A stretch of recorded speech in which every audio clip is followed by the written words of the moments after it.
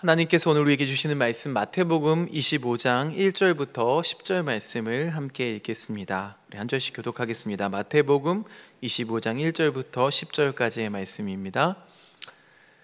그때의 천국은 마치 등을 들고 신랑을 맞으러 나간 10처녀와 같다 하리니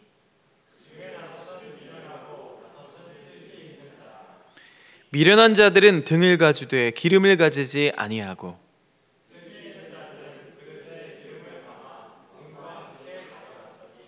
신랑이 더디 오므로 다 졸며 잘세.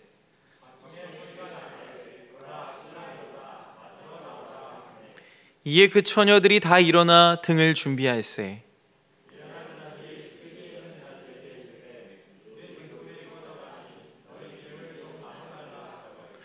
슬기 있는 자들이 대답하여 이르되 우리와 너희가 쓰기에 다 부족할까 하노니 차라리 파는 자들에게 가서 너희 쓸 것을 사라 하니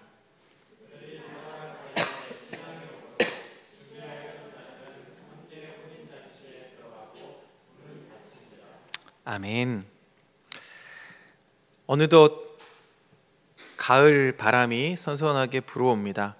불과 며칠 전만 해도 에어컨을 꼭 틀어놨어야 하는데 오늘도 여러분 에어컨 3대 중에 한 대만 가동하고 있습니다. 그리고 창문을 열면 공짜 에어컨이 얼마든지 나오는 그런 계절을 맞이했습니다. 이 계절에 하나님께서 함께 하시는 은혜가 여러분 삶 가운데 가득하시기를 빕니다. 1871년 알퐁스 도데라는 프랑스의 소설가가 있었습니다. 이 소설가의 작품 중에 별이라는 작품을 인상 깊게 읽었었는데요. 아르레 여인 이런 작품도 있죠. 오늘 소개해드릴 이 소설가의 작품은 마지막 수업이라는 작품입니다. 이 알퐁스 도데의 제2단편집 중에서 가장 많은 사랑을 받은 소설이라고 하는데요. 이 작품의 시대적 배경이 있습니다.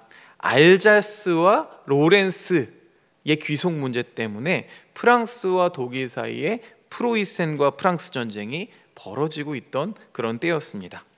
이 알자스주에 사는 프랑스 소년 프란츠, 이 프란츠라는 소년은 공부보다 들판에 나가서 뛰어노는 것을 좋아했습니다. 저도 그랬습니다.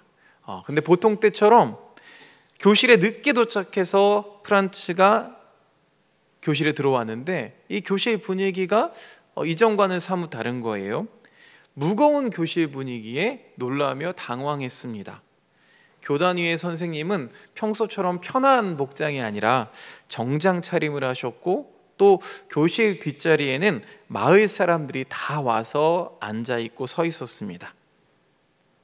담임 선생님 아메 선생님은 무거운 목소리로 오늘 수업이 프랑스어로 전하는 마지막 수업임을 알리고 수업을 시작하죠. 평소와는 다르게 더 열정적으로 아이들을 가르치는 선생님, 그리고 다른 날과는 또 다른 태도로 수업에 임하고 있는 학생들, 그리고 또 그 모습을 아프게 지켜보는 마을 사람들, 이 모두에게 이 마지막 수업을 한마디로 축약하자면 후회였습니다. 후회. 주인공인 프란츠 역시 그동안 수업에 집중하지 못했던 자신을 후회하는 모습이 이 소설에 등장합니다.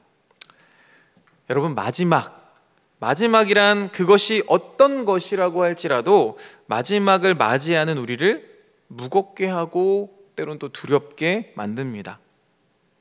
사랑하는 사람과 헤어짐, 또 인생의 마지막인 죽음, 이민을 위해서 태어나고 자란 어떤 고국을 떠나는 출국, 그 모든 것들은 두 번 다시 경험하고 싶지 않은 두려움이죠. 마지막이 두려운 이유는 뭘까요? 우리가 마지막을 미리 준비하지 못했기 때문입니다. 오늘 읽은 말씀 25장 그 앞장 마태복음 24장을 소묵시록이라고 부릅니다. 세상의 종말과 심판에 관한 말씀이기 때문이죠. 기독교는 세상의 종말 시점을 예수 그리스도의 재림으로 봅니다. 예나 지금이나 우리가 종말을 얘기할 때면, 마지막을 얘기할 때면 언제라는 시기에 관심을 갖습니다. 종말이 임박했음을 예상했던 이 초기 교회 공동체가 주님이 오실 시기에 비상한 관심을 보였던 정황이 마태복음 24장에 잘 반영되어 있습니다. 그런데 주님은요, 그때가 언제인지를 알지 못한다라고 단언하시죠. 오히려 그들의 관심사를 바꿀 것을 주문하십니다. 즉, 언제 주님이 오시는가가 아니라 주님이 오심을 기다리는 이들은 어떻게 살아갈 것인가, 언제가 아니라 어떻게에 주목하라는 주문이죠. 바로 이 취지에서 오늘 읽은 이 25장 말씀에 나오는 세 개의 비유, 오늘 함께 읽었던 열처녀의 비유, 달란트 비유, 최후 심판의 비유가 이어집니다. 그 뒷장을 보면은요, 26장에는 순환기사가 나오죠. 그러니까 순환기사 바로 직전에 놓여진 이 세 가지 비유가 예수님의 마지막 행적이자 또 마지막 가르침인 셈입니다. 오늘 주님의 그 마지막 가르침 속으로 함께 들어가 보겠습니다. 함께 읽었던 말씀, 마태복음 25장 1절 말씀 우리 같이 읽어보겠습니다. 시작. 그런데 하늘나라는 저마다 등불을 들고, 주일학교 때부터 수없이 들어온 슬기로운 5 처녀의 이야기죠. 이 처녀로 번역된 헬라어 단어 파르테노스, 파르테논 신전 이런 거 있잖아요, 그렇죠? 그게 처녀를 뜻합니다. 사춘기를 넘긴 나이, 아직 결혼하지 않은 여인을 가리키죠. 그런데 정확히 해석해 보면요, 이들은 신부가 아닙니다. 신부가 아니라 신부 집으로 오는 신랑을 맞이하기 위해서 집 밖이나 또는 마을 어귀에서 기다리고 있는 들러리로 보는 게 더 정확한 해석입니다. 중동이 아직 일부 닫혀져 있다 보니까 이들도 신부로, 이 말 그대로, 번역 그대로 이해하고 신랑을 제대로 맞이하지 못해서 신부가 되지 못했다, 소박맞았다라고 우리가 생각하기 쉬운데, 정확히는요, 그 혼인잔치에 초대받지 못했다는 이야기입니다. 그런데요, 잔치에 초대받지 못하는 것 또한 당시 사회에서는 아주 수치스러운 일이었습니다. 자, 10처녀 중 5은 미련하고 5은 슬기로웠다고 말하죠. 미련함과 슬기로움, 이 미련함과 슬기로움에 관해서 마태 공동체는 다른 부분에서도 언급하고 있는데요, 마태복음 7장을 읽어보겠습니다. 7장 24절과 26절 말씀 우리 같이 읽어보겠습니다. 시작. 그러므로 내 말을 듣고 그대로 행하는 사람은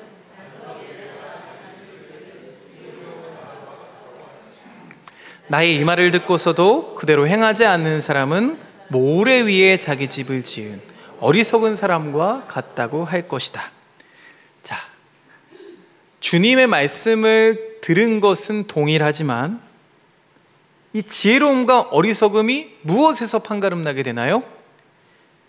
행함과 행하지 않음에서 판가름 나게 됩니다. 그리고 24장을 보면은요, 신실하고 슬기로운 종이 언급되어 있습니다. 마태복음 24장 45절 말씀도 함께 읽어보겠습니다. 24장 45절 말씀 시작. 누가 신실하고 슬기로운 종이겠느냐? 주인이 그에게 자기 집 하인들을 통솔하게 하고 제때의 양식을 내주라고 맡겼으면 그는 어떻게 해야 하겠느냐? 신실하고 슬기로운 종, 이 신실하고 슬기로운 종은 주인의 집 사람들을 맡아서 때를 따라서 양식을 나눠주는 자로 묘사되고 있습니다. 자, 여기서도 종의 지혜로움이란 곧 그의 행동과 연관되어 있습니다. 산상수훈을 볼까요? 마태복음 5장 말씀이죠. 5장 13절 말씀, 우리가 잘 아는 말씀입니다. 함께 읽어보겠습니다. 시작. 너희는 세상의 소금이다. 소금이 짠맛을 잃으면 무엇으로 그 짠맛을 되찾게 하겠느냐?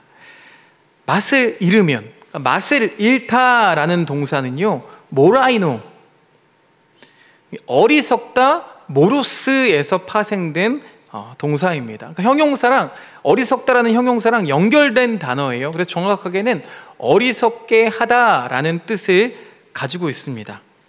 그리고 이 소금 은유는요, 이 빛의 은유와 더불어서 이렇게 귀결되죠. 마태복음 5장 16절 말씀 결론을 함께 읽어보겠습니다.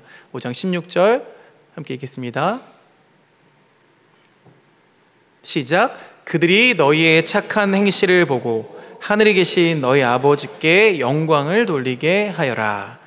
이 말씀으로 귀결됩니다. 그러니까 어리석다는 것과 또 소금이 맛을 잃는다는 것은 곧 행실과 연결되는 거죠. 슬기로운 다섯 처녀는 등과 기름을 함께 가졌고, 어리석은 다섯 처녀는 등은 가졌지만 기름을 가지지 않았다라는 행동으로 가름되는 것과 동일합니다. 그렇다면 이 어리석음과 슬기로움을 가름하는 기준이 이 마태복음만 읽어보면 행함에 있다라고 우리가 해석할 수 있는데, 어리석은 처녀들과 슬기로운 처녀들을 나누는 등의 기름을 우리가 행함으로 볼 수도 있겠죠. 자, 마태복음 5장 15절 말씀 읽어보겠습니다. 시작. 등불을 켜서 말 아래에다 내려놓지 아니하고 등경 위에다 놓아둔다. 그러니까 등불을 켜서 아래에다 놓아두지 아니하고 올려둔다. 올려두는 행실이 있죠. 등불이 곧 착한 행실로 귀착된다는 점도 이런 주장에 더 힘을 보탭니다. 그런데 이 기름을 무엇으로 볼 것이냐라는 의견은요, 신학자들에게 여러 의견들이 있습니다. 여러 주장들이 있습니다. 우리가 잘 알고 있는 마틴 루터를 비롯한 어떤 사람들은요, 기름을 믿음으로 해석하기도 합니다. 그리고 또 성령이라고 주장하는 사람들도 있습니다. 시편 119편의 말씀, 주의 말씀은 내 발의 등이다 라는 구절에 기대어서 기름을 말씀으로 보는 견해도 있습니다. 그런데요, 어떤 것으로도 이 기름을 완전히 설명할 수는 없습니다. 이 비유에서만 보면 기름은 닳아서 없어지는 것이죠. 스스로 사서 보충하는 것입니다.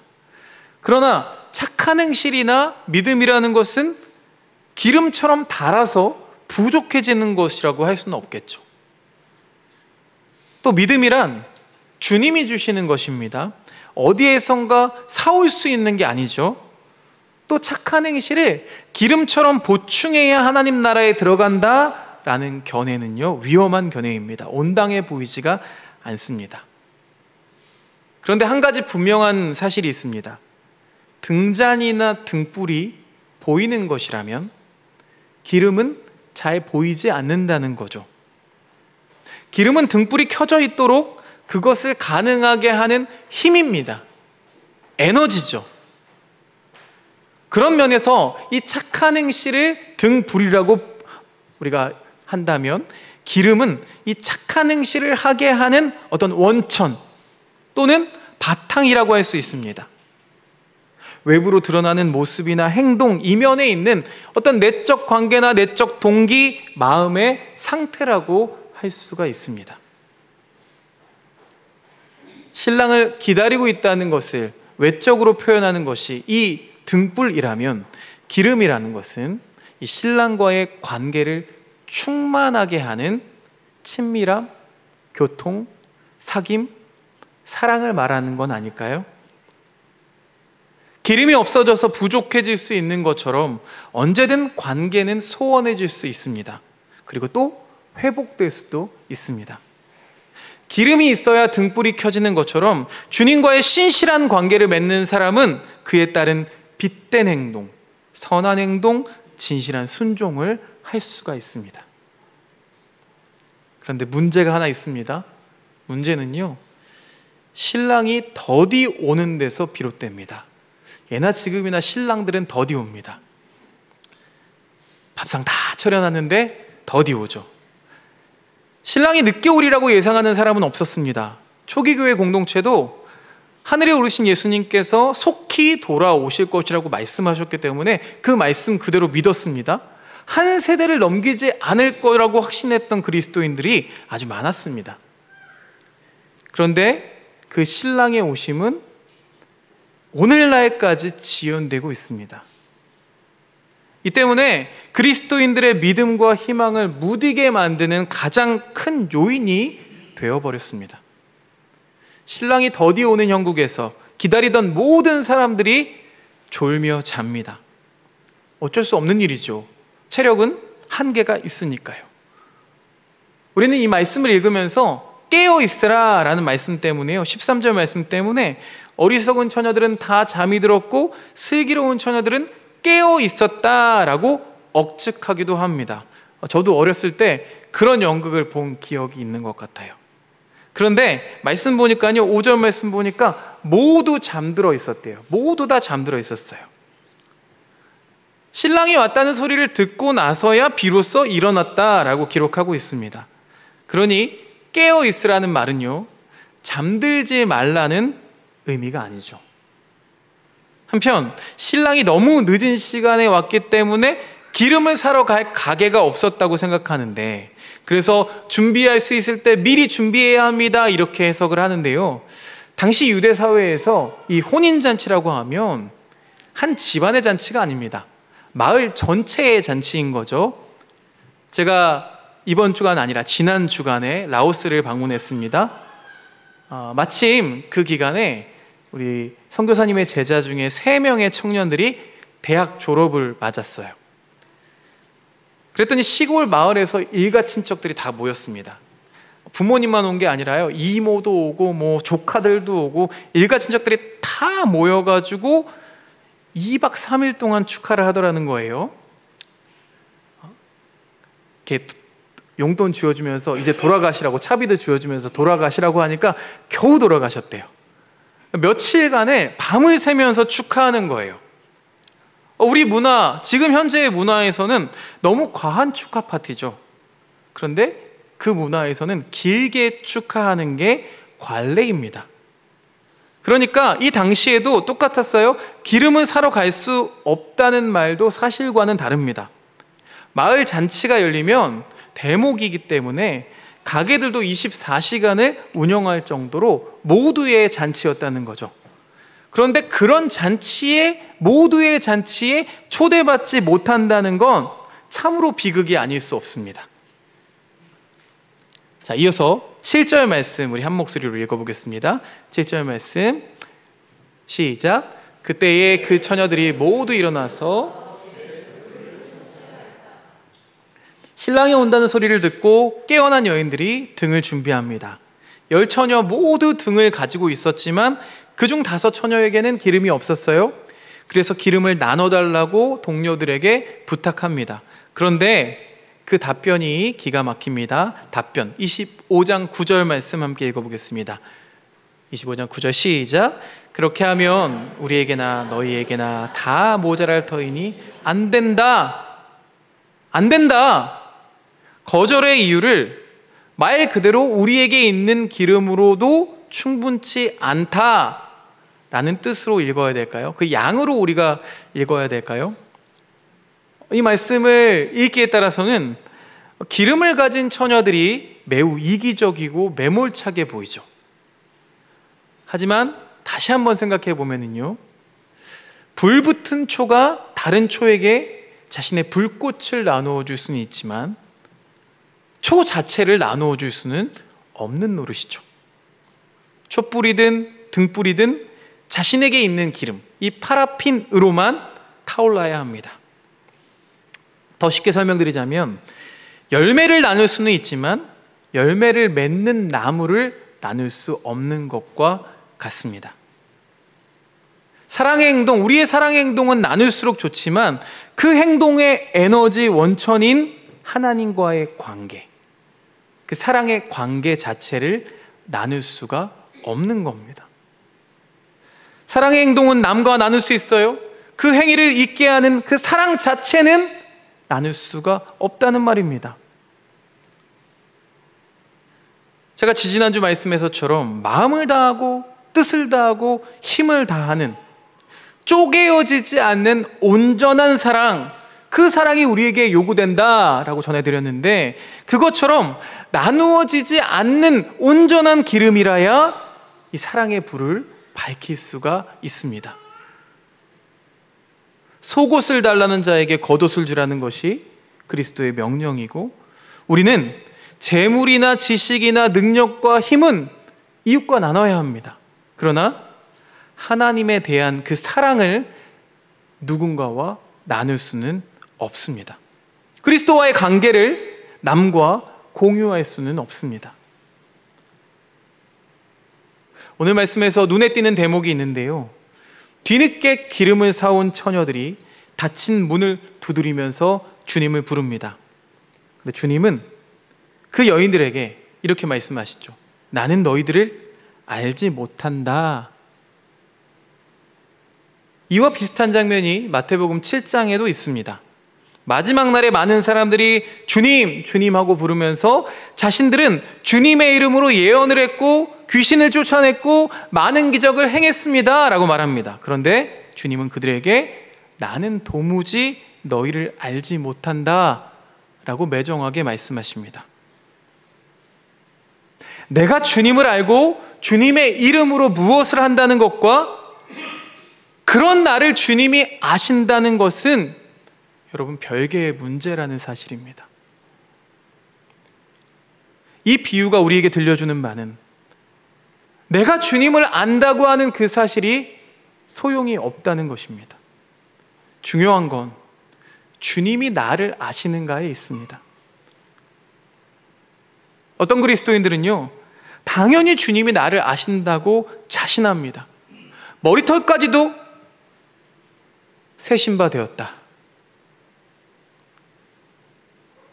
저도 그렇습니다. 그러나 그런 확신은 빗나가기 쉽습니다. 왜냐하면 이 성경이 말하는 알미란 친밀하고 신실한 개인적 관계 속에서만 생겨나고 유지되기 때문이죠. 그런 관계성을 남과 주고받을 게 아니란 겁니다. 신랑을 기다리는 처녀들은 자신들이 신랑과 아는 관계이고 특별한 사이라고 생각합니다. 그들은 모두 신랑과의 외적 친분을 표시하는 등잔을 들고 있습니다. 그 등잔은 그 여인들이 신랑을 향한 소명의 자리로 부름받았음을 증명해 줍니다. 따라서 신랑은 누구라도 이 여인들을 안다고 말해야 될 텐데 실상은 그와 다르다는 거예요. 기름이 없는 등잔을 가지고 있던 여인들을 향해서 주님은 나는 너희들을 모른다 라고 딱 잘라서 말씀하십니다. 여러분, 불이 꺼진 등잔은 기름이 얼마나 있는지 잘 확인할 수 있는데요, 불이 켜진 등잔 속에는 기름이 얼마나 있는지 잘 확인되지 않는 법이죠. 그러나 등잔을 들고 있는 자신만은 정확히 알 수 있습니다. 어리석은 여인들은 신랑이 언제 오는가를 예측하는 데 마음을 쏟았습니다. 그들은 신랑이 올 시간을 가늠하고 그 예상에 따라서 기름을 채우려고 한 거죠. 오실 때쯤 채우면 돼. 그렇게 시간을 헤아리는 이들의 기름은 언제나 부족합니다. 주님이 언제 오실는지 예측은 반드시 빗나가기 때문이죠. 관건은 기름입니다. 친밀한 사랑의 관계란 단번에 구축되는 게 아닙니다. 그래서 슬기로운 여인들은 신랑이 오실 시간을 가늠하기보다는 자신이 들고 있는 이 등잔 속에 기름을 살피고 준비하는 데 더 마음을 쏟습니다. 여러분, 이것이 바로 성경이 말하는 깨어있음입니다. 마태복음 25장을 읽는 독자들에게 마태 공동체는 이렇게 묻습니다. 주님을 기다리는 그대는 기름이 충분합니까? 깨어있는다는 건 신랑이 언제 올지 모르니까 노심초사 뜬 눈으로 기다린다는 게 아니라 자기 등잔 속에 기름이 떨어지지 않도록 준비하는 일입니다. 기름이 충분한 사람이야말로 오늘의 잠을 평안히 잘 수가 있는 것이죠. 여러분, 왜 우리의 삶은 이토록 고단할까요? 왜 주님을 믿는다고 하는데 이토록 평안이 없는 걸까요? 주님을 안다고 말하면서도, 주님도 나를 아실 거라고 자신하면서도 왜 우리의 내일은 두려움투성이인 걸까요? 바라기는 오늘 우리의 등잔을 다시 들여다보기 원합니다. 자신만은 제대로 알고 있습니다. 졸며 자고 있던 우리를 말씀으로 흔들어 깨워주시는 아버지 하나님, 꿈속에서 움켜진 동전을 꿈인 줄 알면서도 놓고 싶지 않아서 이 주먹에 움켜쥐고 잠에서 깬 아이처럼 지금 여러분이 움켜잡고 있는 것은 무엇입니까? 등불은 들고 있지만, 그리스도인이라는 외투는 걸치고 있지만, 그 외투 안에, 그 등불 안에 감추어진 나는 어떤 사람입니까? 막연한 생각에 갇혀서 지금의 나는 졸며 자고 있지는 않습니까? 기름도 준비하지 않은 채로.